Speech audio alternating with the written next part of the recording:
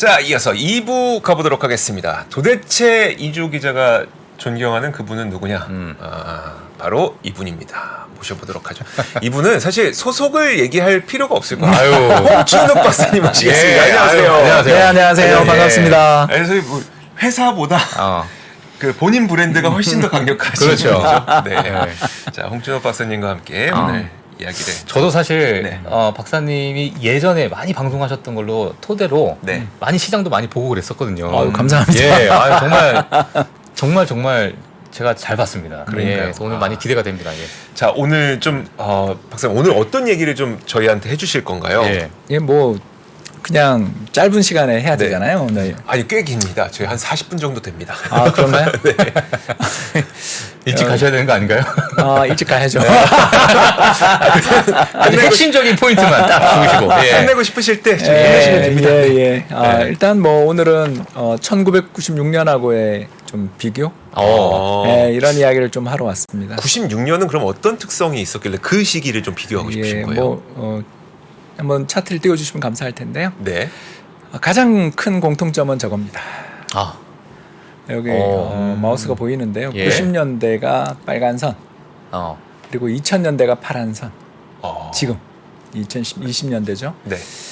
보시면 알겠지만 한눈에 알 수 있는 것처럼 지금 이번에 우리나라 반도체 가격의 폭락이 1996년, 97년 외환위기 때보다 더 컸습니다.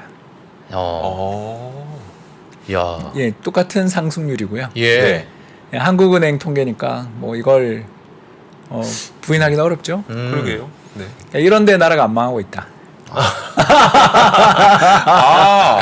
저 때는 외환위기 왔었죠. 근데 물론 원인은 다르지만. 예, 네. 그래서 세 가지가 비슷해요. 첫 번째, 반도체를 비롯한 전기 전자제품의 수출 제품 가격이 폭락. 고점에서 40%, 50%. 예. 이번에는 50% 폭락했죠.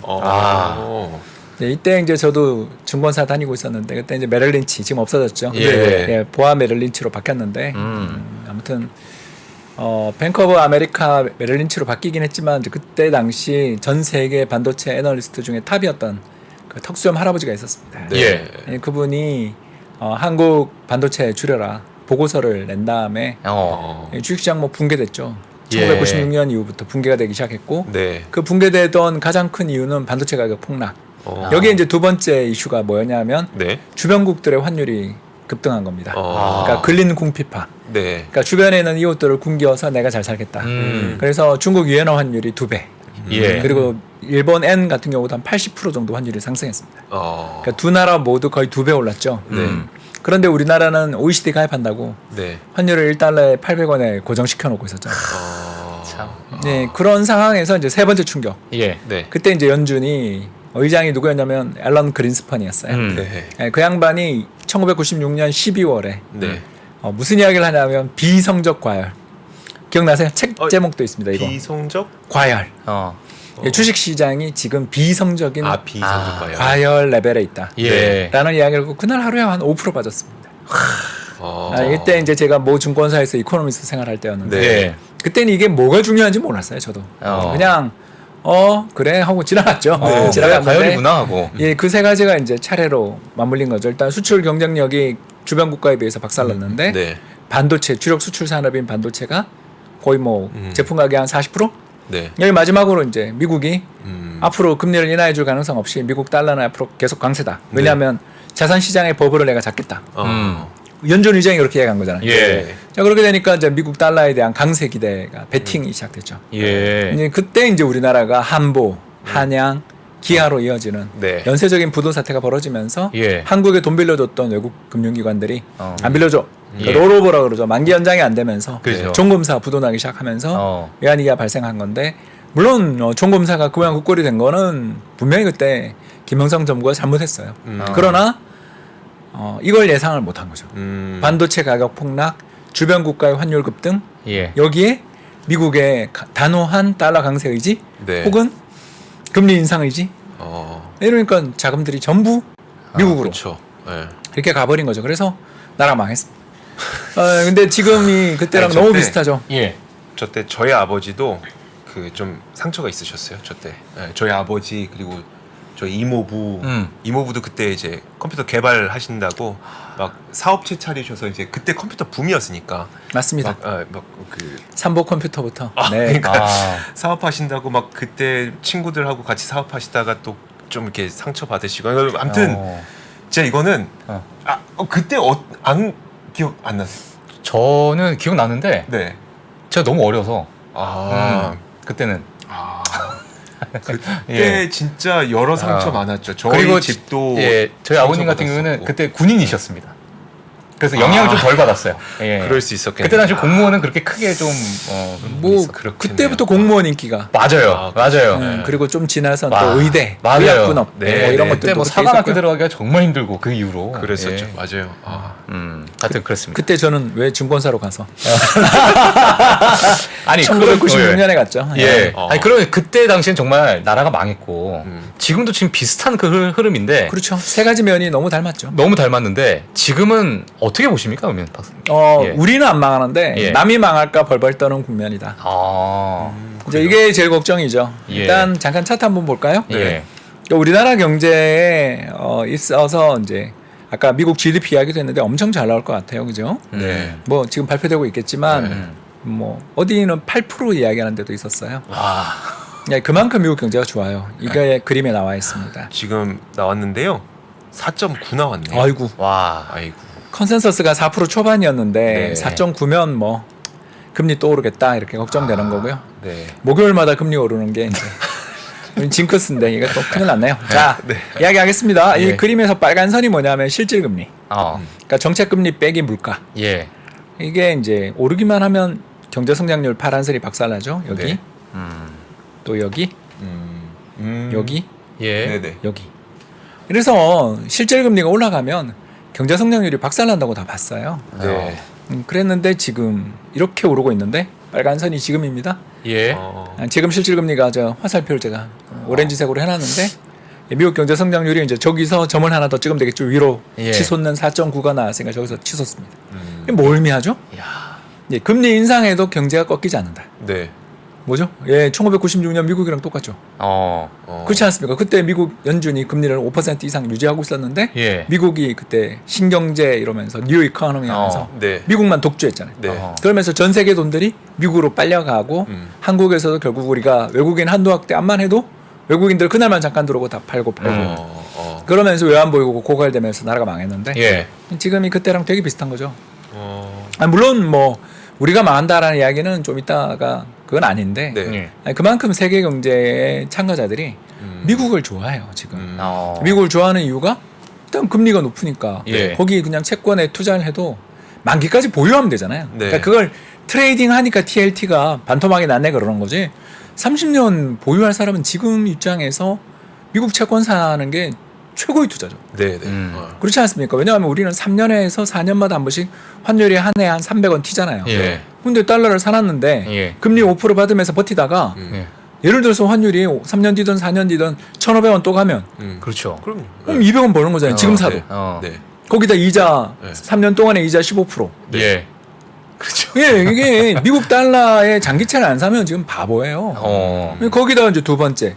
저 이런 식으로 미국 금리가 올라가게 되면 미국 쪽의 수요가 위축될 거라는 걱정을 했었는데 예. 성장률이 저렇게 잘 나오면 네. 연준 입장에서 고금리를 계속 쓴다. 계속 유지한다라고 생각하게 되면 예. 이 미국의 기업들이 지금 얼마나 잘 나오는 거냐. 야. 미국 기업들이 얼마나 강력한 것인가. 예. 그러니까 옛날에 잃어버린 경쟁력들을 다 회복한 거 아니냐.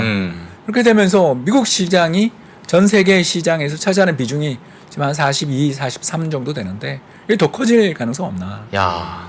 이런 양쪽의 문제들이 생기는 거죠. 즉 밸류에이션에 있어서 미국 시장 앞으로 밸류에이션 떨어진다 이렇게 시장 금리 올라가면 무조건 퍼는 떨어지게 돼 있어요. 네. 그런데 이익이 받쳐주면 버티는 거죠. 그죠? 퍼의 함수는 그렇죠, 두 가지잖아요. 그렇죠. 네. 하나는 이자율이고 다른 하나는 성장이잖아요. EPS의 성장인데 EPS 성장이 아까 메타도 잘 나왔잖아요. 이런 거 보고 있으면 아 이건 돈이 빨려가겠구나. 그리고 우리나라 시장에서 미국으로 외국인들의 매도가 계속 된다라면 환율은 계속 유지되겠죠. 높은 유지가 되는데 이제 문제가 이제 이렇게 될 때 한국은행이 지금이야 우리 국내 여건을 생각하면서 참고 있지만 네. 못 이기는 척하고 금리를 인상할 수도 있는 거 아닌가 이런 걱정들을 좀 하게 되는 거죠. 그러면 지금도 이제 미국으로 돈이 빠져나가고 있다는 말씀이신데 그 대부분의 돈은 그럼 채권으로 들어가고 있다는 말씀이신가요? 아니요, 뭐 주식도 있지만 부동산도 많겠죠. 왜냐하면 지금 미국 부동산 시장이 너무 좋으니까. 차트 한번 보시겠습니다. 네네. 미국 경제가 왜 이렇게 좋으냐라고 하면 이게 경제 법칙이 깨진 거죠. 파란 선입니다. 이게 모기지. 이때가 와 17%. 네. 아, 네, 정말 뭐 얼마 전에 돌아가신 볼커 할아버지는 정말 대단한 분이었고요. 아, 이걸 해서 이제 달러를 다시 살렸죠. 예. 자, 그리고 여기도 또 한 번씩 이 블랙 먼데이 여기 보이시죠? 네. 블랙 먼데이 때 금리 올라가고 2000년 정보통신 거품 붕괴될 때 금리 한번 올리고 네. 2008년 글로벌 금융위기 직전에 금리 오르고 네. 그리고 그 2016년 이제 드디어 미국 연준이 처음으로 금리 인상할 때요. 예. 그리고 이번 이렇게 보시면 알겠지만 이번을 제외하고는 모두 빨간 선. 미국의 신규 주택 착공이 박살나요. 왜? 집이 안 팔리니까. 그렇죠. 고금리 때문에 신축 주택에 대한 수요가 위축되니까. 네. 근데 지금 어때요? 어제 데이터까지 급등했죠. 신축 주택 판매가 전월 대비 13% 증가했죠. 예. 왜 그래요? 그러니까 아. 이걸 설명하러 나왔죠. 그래서 지금은 90년대보다 어쩌면 부실한 나라들에게 더 위험한 시기가 온 거죠. 그때는 신경제로 인해서 세계 경제가 생산성의 향상 덕분에 네. 정보통신 혜택이라도 받는데 이번엔 그냥 미국만 좋은 거고 별로 그렇게 미국 경제 내에 어떤 뭐 인플레이션 압력 이런 것들은 완화되고 있지만 아무튼 별로 좋은 게 없어요. 네. 근데도 집값이 오르고 집값이 오르니까 건설 경기 너무너무 좋고 네. 건설 경기 너무너무 좋으니까 건설 쪽에서 고용 증가하고 제조업도 고용 증가하고 이러면서 분명 금리 인상되면 제조업이랑 건설업 고용이 박살이 나야 되는데 지금 플러스거든. 왜? 이게 바로 이거죠. 예. 이번에 저희들이 놓친 거. 저도 틀렸어요. 저도 올해 상반기에 미국 금리 고점 치고 하반기부터 동결 내년에 인하로 봤거든요. 예. 근데 이제 지금 물 건너갔잖아요. 네. 12월에 금리 인상으로 거의 확정 아닙니까? 이대로 가면? 그렇지 않습니까? 예. 이렇게 성장률 잘 나오는데 그러니까요. 네. 저 같으면 올릴 것 같은데요. 다음 주죠. FMC 네, 다음 주는 이 모르겠습니다만 11월 1일. 네. 다음 주는 모르겠지만 12월에는 올릴 12월 가능성이 되게 높아졌고 예. 내년 점도표도 상향 조정할 가능성이 생긴 거 아니에요. 와. 이러면 내년 2번 정도 인하해 줄 거라고 기대하고 있는데 예.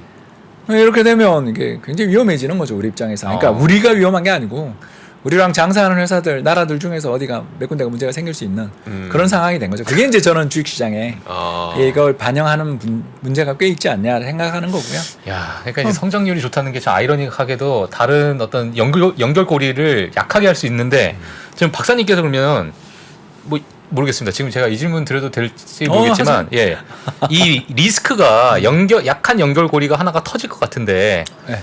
미국이 진짜 진공청소를 쫙 빨아들이면 네. 그럼 거기가 어디가 될 거라고 조금 생각을 하시는지. 중국 아니면 이탈리아. 아, 중국 아니면 이탈리아요? 두 나라의 문제가 예. 1996년 한국하고 똑같은 거죠. 1996년 한국하고 똑같은 게 첫 번째. 예. 두 나라 모두 부동산 비중이 되게 높은 나라예요. 근데 우리가 한양건설, 한보, 기아로 연결되면서 뭐 라이프 등등 그렇죠. 우성 도행도처럼. 다 망했죠. 건설회사들 대부분이 망했죠. 뭐 그 2년 뒤에는 현대건설마저 부도가 났으니까. 아. 그만큼 우리가 그때 건설 비중이 되게 높은 나라였는데 건설이 무너졌는데 중국 같은 경우는 전체 도시 부문의 고용의 한 40%가 부동산 분야거든요. 네. 그리고 이탈리아는 뭐 말할 필요가 없고요. 이탈리아는 무슨 주요 산업이 관광 아니었었어요? 관광 및 뭐 부동산이죠. 아, 거기도 부동산이에요? 그리고 북부 지역 같은 경우는 이제 섬유, 뭐 또 일부 트리노를 중심으로 해서는 피아트.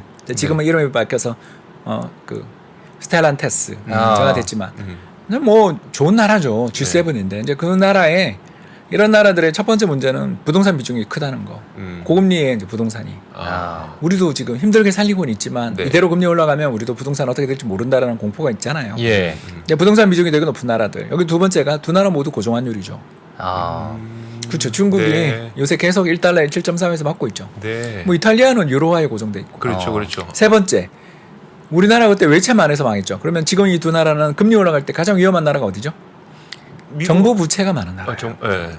미국이 부채 많죠. 네. 그런데 거긴 기축통화니까 그렇죠. 프린팅 머니 하면 되는데 문제는 이 두 나라 모두 중국 같은 경우는 중앙정부 부채가 80% GDP에 네. 그런데 지방정부 부채까지 합치면 약 140에서 150% 사이로 보이고 그러면 세계 2등이잖아요. 네.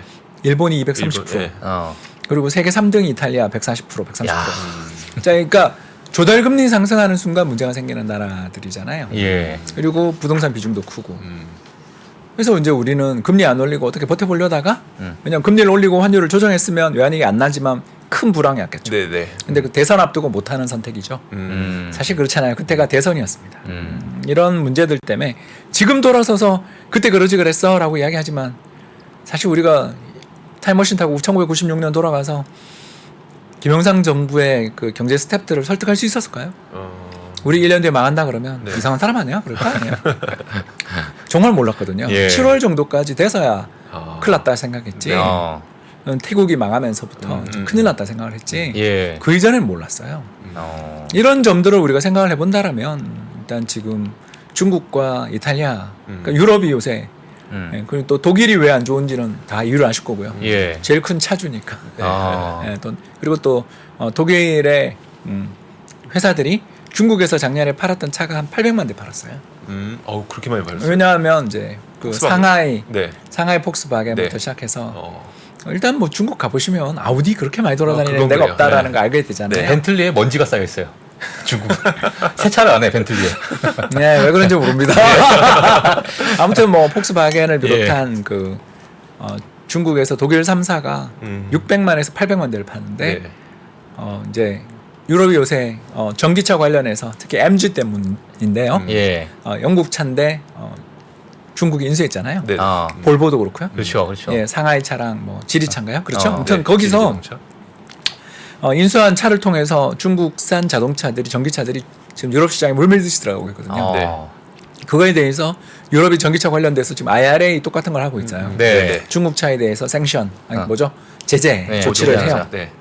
보조금도 지급 안 하고 네. 조사하고 있어요 지금. 네, 그러면 이제 중국이 맞보복 하겠죠. 네. 그때 누가 당할까요? 독일이죠. 그렇죠. 왜냐면 가장 아픈 데를 때리겠죠. 그렇죠. 네. 그리고 유럽연합 내에서 가장 영향력이 큰 나라를 때려야 그렇죠. 효과가 있죠. 네네. 예. 네, 이런 문제들 때문에 이제 유럽이 요새 성장률 이야기도 나오지만 문제가 생기는 거고요.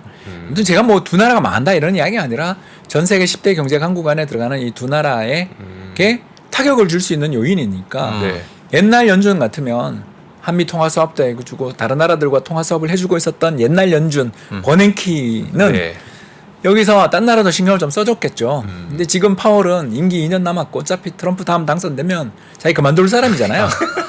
원수인데. 반강제적으로. 아니 원수인데 아니 뭐 8년에서 오래 했죠. 예. 이 사람 뜻도 없잖아요. 얼굴이 하얗게 샜잖아요. 예. 예, 연준 의장하면서 저렇게 늙은 사람은 처음 봤잖아요. 파월 의장 그 꽃미남 중년이 저렇게 예. 됐잖아요. 그러니까 이런 거 보면 트럼프한테 얼마나 시달려서 고생해서 그렇게 된 거잖아요, 사람이. 네. 트럼프하고 보낸 3년이 지옥 같은 예, 3년이라고요. 힘들었겠죠. 야, 많이 진짜 힘들었겠죠. 연준장의 관상까지 보시는 박사님 아니 정말. 나이 보면 알죠. 예. 아 근데 이 사람이- 진짜 잘생겼었으니까. 맞아. 예, 근데 지금 완전 목소리도 좋아. 완전 호호할배잖아요. 그러니까 이렇게 사람이 그렇게 망가졌으면 열이 예. 안 한다는 거죠. 그러면 이 사람은 임기 2년 남은 거 끝까지 해볼 가능성이 굉장히 높잖아요. 그렇죠. 그러니까 자신의 신조를 유지할 텐데 그 신조는 뭐냐면 나는 인플레도 잡았고 실업률도 잡았는데 인기는 그렇지. 또 역사상 역대 연준 의장 중에 어. 제일 낮아요. 네. 아 그래요? 왜냐하면 금리를 계속 올리면서 시장을 그건 망가뜨리고 그러네. 있으니까. 그러네. 네. 내려주는 의장이 우리 편. 네, 그렇죠. 네. 자, 그래서 이제 이 사람 입장에서는 마지막으로 나는 부동산과 주식시장의 버블을 잡겠다. 아까 보여드렸잖아요. 예. 부동산. 이걸 잡겠다라는 식으로 나오니까 주식시장의 참가자들이 경제지표 잘 나오면 이제 떠는 거죠. 이 양반이 어디까지 금리를 인상할지 모르겠고 금리를 인상하는 타겟이 인플레가 아니라 이제는 사실상 인플레가 아니라 주식이나 부동산인 것 같다. 예. 이런 느낌을 가지니까 아까 말씀드린 이제 미국이 저렇게 되면 우리도 안 좋지만 네. 뭐 우리야. 그래도 그때 한테 두둑이 맞은 게 있어서 전 세계에서 뭐 스웨덴, 노르웨이, 독일 그 다음 정도가 한국의 국가 부채가 제일 적은 나라에 속하고요. 실제로 우리는 또 이 상계되는 자산을 가지고 있는 부채들이기 때문에 상계되는 자산. 외환 보고 쌓기 위해서 발행한 채권들이 많잖아요. 아, 네네. 외환채라고. 네. 그거에 상계되는 달러 지금 가치가 폭등하니까 음. 정부가 가지고 있는 그런 부채라는 것을 실질적으로 조정을 하면 20% 미만이거든요. GDP 대비 국가 부채가 20% 미만이거든요. 예. 아니 상계되는 자산은 네, 감안하면. 상계되는 네네. 감안하면 왜냐하면 이제 달러 자산을 두고 있으니까 거기에 네. KNC 뭐 이런 데들이 다 들고 있잖아요. 그러니까 이렇게 우리나라는 건전한 나라니까 문제 없는데 또 우리나라 전체 발행된 채권의 90%를 국내가 갖고 있어요. 그 국채의 90%를 국내 투자자들이 가지고 있어요. 네. 예. 그렇기 때문에 뭐 이런 미국의 그런 거는 상관없는데 이제 우린 걱정이 이제 이렇게 되면서 금융시장에 안전자산 선호가 부각될까. 아. 왜냐하면 이제 이탈리아가 망하든 네. 이탈리아가 왜 이제 문제가 되냐면 멜로니 총리가 올린 내년도 예산안을 올렸는데 재정 지출 확대를 지금 이야기하고 있거든요. 지출 확대요? 예. 예, 이상한 거죠. 예. 작년 영국이 떠오르죠. 예, 그러니까요. 예, 트러스 총리가 떠오르죠. 맞아. 예, 그랬다가 두 분 다 채권 이미지도 비슷하네요. 예.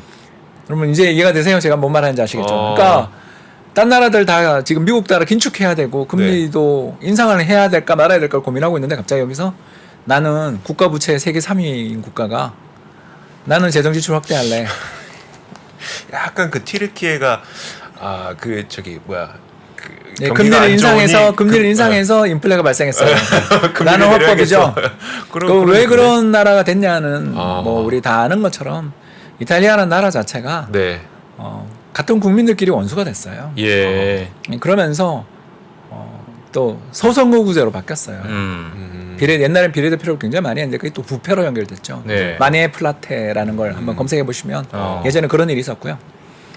아무튼 뭐 그 어마어마한 부패 때문에 소선거구제로 바꾸고 비례대표를 축소를 했는데 이제 이게 또 뭐냐면 지역 할거 정치로 뭐 우리가 그보다 더하면 더한데 그래도 우리는 수도권 비중이라도 되게 큰데 거기는 잘 분산돼 있잖아요. 로마 인구 200만 뭐 이런 거기까지 안 되거든요. 그러니까 이런 나라다 보니까 자기네 지역에 돈을 뿌려줄 수 있으면 당선이 돼요. 네. 그렇죠. 지역 정당이 네. 연정을 해서 지금 정부를 잡은 거잖아요. 네. 파시스트가 정권을 잡은 거 아닙니까? 네. 지난번에는 오송운동연합이 잡았고. 자, 이런 식으로 돌아가면 자기 지역에 돈을 뿌려줄 수 있는 사람은 그 지역의 보스가 되고 보스가 된 사람 입장에서는 반대파 중에서 자기한테 넘어올 수 있는 돈을 줘서 넘어올 수 있는 이런 돈 정치 옛날 자민당이 썩었을 때 그때를 연상시키는 일본이 이제 그러다 망했잖아요. 일본은 저는 정치부터 썩어서 망한 나라라고 생각을 하는데 이제 그건 또 다음 시간에 하고요. 아무튼 이런 사례에서 쭉 보시는 것처럼 문제 있는 나라들이 있는데 항상 세계 경제는 문제 있는 나라가 있어요. 네. 근데 그 문제 있는 나라들이 어떨 때 망하냐 하면 운이 없고 외부 여건이 너무 안 좋을 때 망하는 거죠. 그러니까 우리가 96년, 97년이 네. 운이 더럽 게 없는 데다가 정부 운이 더럽 게 없었던 게 그 해가 대통령 선거였다는 거죠. 그거 아니었으면 사실 예. 얼마든지 특히 정권 초였으면 위기 극복을 오히려 외칠 수 있는 그런 리더십이 나올 수 있었는데 예. 네, 그때는 이제 좀 김영삼 대통령이 여러모로 공경에 처했던 상황이었고요. 그래서 그랬습니다. 예. 그러면 그러니까 우리나라는 그나마 괜찮은데 말씀하셨던 것처럼 그 세계 어디에선가 안 터지면 다행인데 네. 헤지펀드들 공매도하는 매크로 헤지펀드들이 네.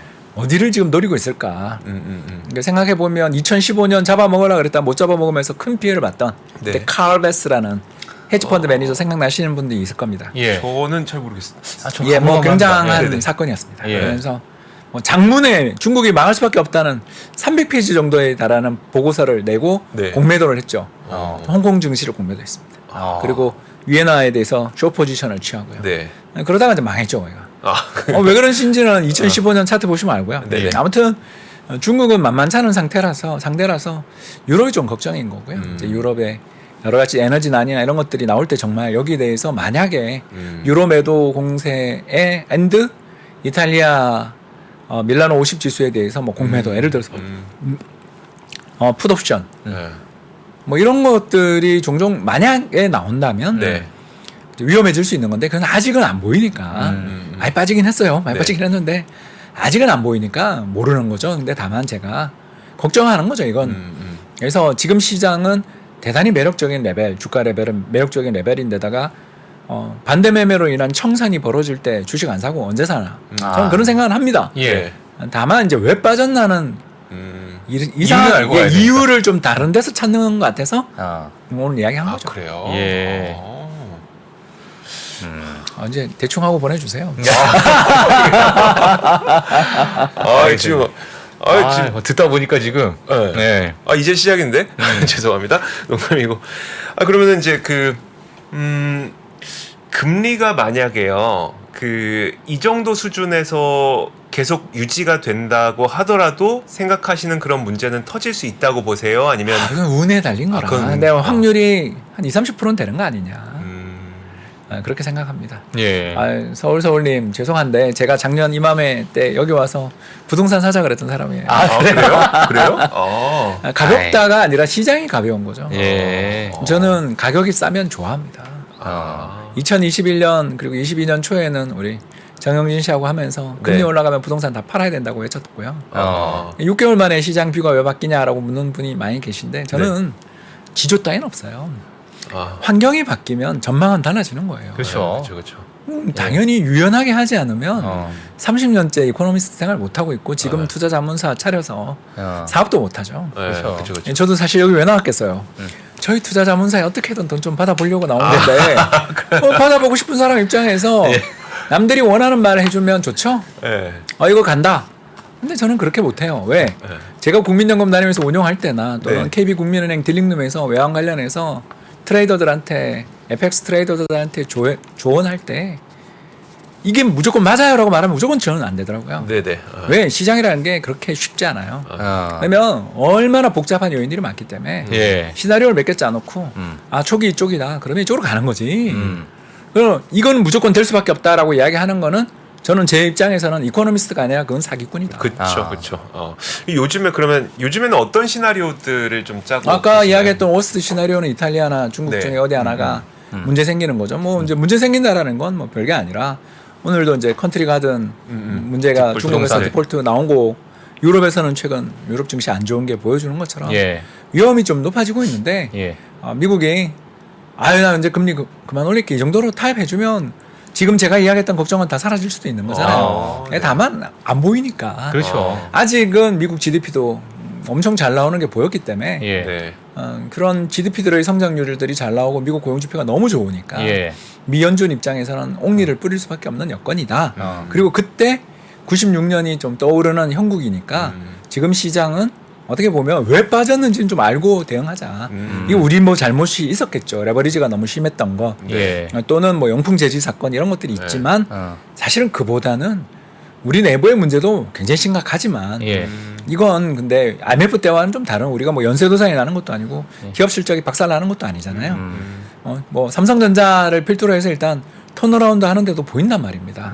또 은행 이런 데 엄청난 이익이 나고 있고 그러니까 그때랑은 다른데 외부 여건들 중에서 특히 의심스럽게 보는 데가 유럽에서는 이탈리아 쪽인 거고 아시아 쪽에서는 중국이 좀 걱정되니까 시장에 돈들이 잘 이쪽으로 안 오고 있는 상황에서 맷집이 좀 약해야 되는 상황에서 미국장 어제 2% 빠지니까 빠진 거다. 그러니까 너무 그렇게 우리는 이 도덕 또는 성리학에 빠져있는 민족이잖아요.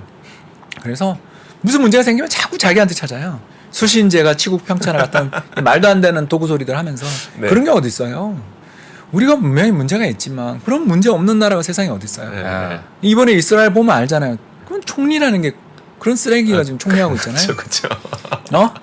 그렇지 않습니까? 하렛이랑 연정해가지고 그 종교적 극단주의자들하고 연정해서 그 종교장관이 그 통고 계획 넘어서 황금 모스크 안 갔으면 이 일이 적어도 핑계를 줬잖아요. 그러니까 명분에서 확 밀리고 시작한 거 아니에요. 이런 것처럼 네타냐후 같은 인간이 15년째 잡고 있잖아요. 이상한 나라. 중국 뭐 말할 필요가 없고 미국 트럼프가 대통령 될 것 같은데 어디가 좋은 나라인데 지금 들어보면 다 이상한 나라야. 그럼요. 그렇기 때문에 운이 굉장히 중요하고 그 운 이전에 있었던 스토리텔링 이 나라 망할 수밖에 없어라고 말하는 투자자가 늘어날 만한 스토리텔링 그러니까 사람들의 머릿속에 기억에 남을 만한 어떤 이야기거리가 나쁜 쪽의 이야기거리가 생기는 나라가 위험해지는데 지금 두 나라가 좀 노토리어스. 그러면은 지금 사실 오늘이 어찌 보면 좀 상징적인 날이 될 수도 있을 것 같은데 국내 시장도 정말 좋지 않았고 지금 미국의 실적 발표 기간인데도 불구하고 괜찮은 실적에도 좀 안 좋단 말이에요. 시장 심리가. 이런 게 좀 어느 정도로 대표님께서는 좀 지속이 되고 물론 이제 타이밍 맞추기 좀 힘들겠지만 뭐 어떻게 내년 상반기까지라도 뭐 방향성이라도 어떻게 보시는지. 뭐 이건 너무나 당연한 이야기인데 네네. 올해는 금융장세잖아요. 예. 즉 실적은 황이고 실적은 보면 안 되는 해고요. 그렇죠. 사실 주가 솔직하게 이야기합시다. 실적 보고 올랐어요? 기대죠. 그렇죠. 네. 뭐 당장 네. SK 하이닉스만 해도 아. 이익 어마어마하게 역대급 나는 주가하고 뭐 큰 차이 나요? 다 회복될 거라는 기대로 올린 거잖아요. 예. 그렇죠. 그러니까 밸류에이션 측면에서 보면 버블이에요. 네. 다만 이거 왜 올랐냐면 시장 금리가 올 초에 급격히 빠졌잖아요. 네. 작년 이맘때 레고랜드 사태 터지고 고점에서 한전체 같은 경우는 2-3% 빠졌어요. 그리고 특례 보금자리론 해가지고 3%대 장기 대출도 나갔죠. 근데 지금 어떻게 됐어요? 3달 만에 7, 8, 9 네. 3달 만에 지금 가중평균 금리 나왔잖아요. 예. 계속 오르고 있어요. 그러면 금융장세는 끝난 거죠. 예. 이걸 일으킨 요인이 뭐예요? 우리가 금리가 올라갈 요인이 있어서 아니죠. 그래서 우리나라 내에 뭐 금리가 그렇죠. 올라갈 요인은 네. 뭐가 있어요? 그럼 미국이 네. 8월달 잭슨홀에서 나 금리 인하 안 할 건데 1년 동안은 기대하지 마 한 거 아니에요. 네. 그리고 지금 이 난리가 난 건데 뭐 어떡해요. 외부 여건이 안 좋은 상태에서 너무 우리가 꿈과 희망을 쫓아서 주가 밸류에이션이 또 한 1배 PBR 1배 정도까지 2,700 정도까지 갔다가 네. 두둑이 맞은 거죠. 400포인트 두둑이 맞은 거잖아요. 예. 그러고 나면 이제 또 PBR 0.8배니까 연말 실적까지 감안하면 지금 0.7978 정도까지 온 것 같은데 예. 외환위기 밸류에이션이에요. 1997년 외환위기 때가 0.678배. 예. 그러면 10%더 빠지면 외환위기 밸류에이션이에요.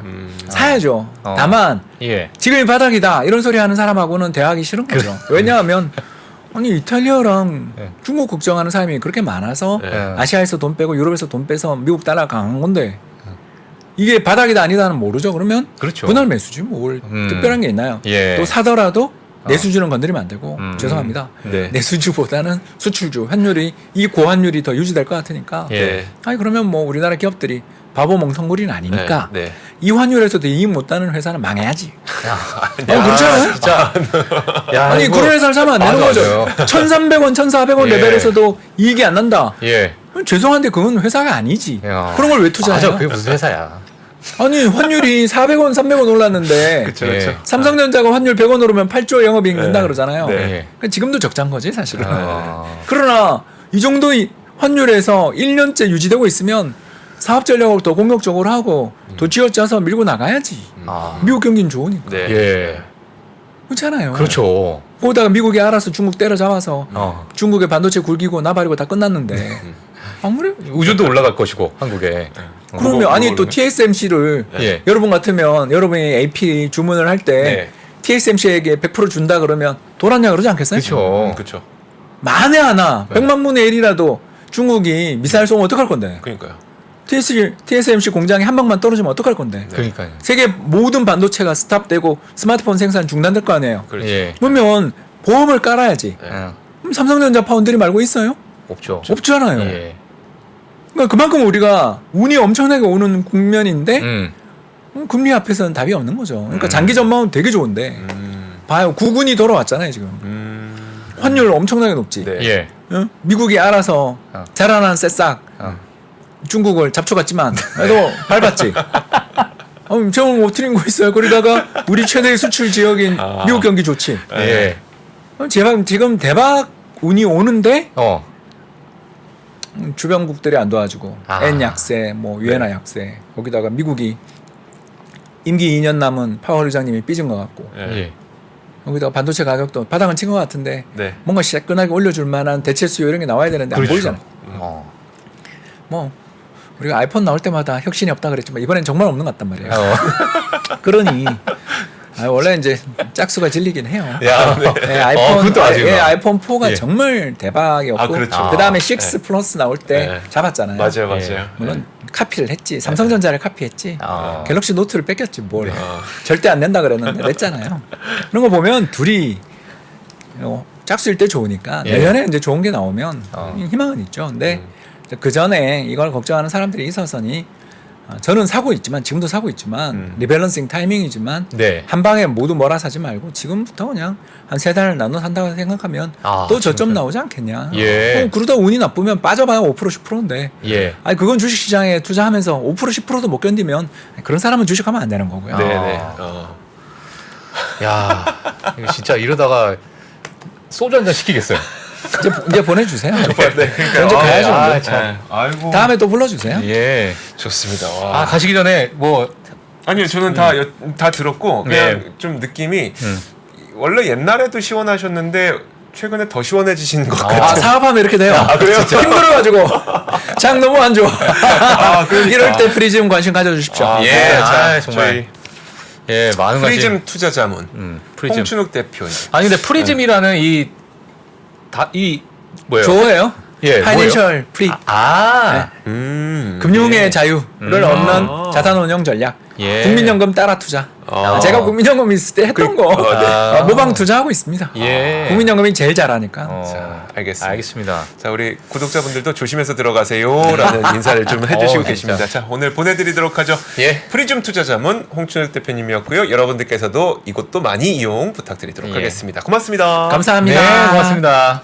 외환위기 오는 거 아니에요? 금융위기 오는 거 아니에요? 이런 질문들을 좀 굉장히 많이 받았었습니다. 탐욕이 되게 강했을 때 위험자산으로서의 극단적인 쏠림이 나타나고 공포감이 극에 달했을 때 안전자산으로서의 극단적인 쏠림이 나타나거든요. 과거의 일이 미래에 똑같이 일어난다 이건 아니지만 그때 당시에 위기 상황에서는 어떤 공통점들이 있었는지를 보면서 우리가 대비를 하는 방법도 고민해 볼 수 있고요. 과거를 제대로 이해하는 순간 위기의 실체가 드러납니다. 오건영의 현실 경제 이야기를 서점에서 만나보세요.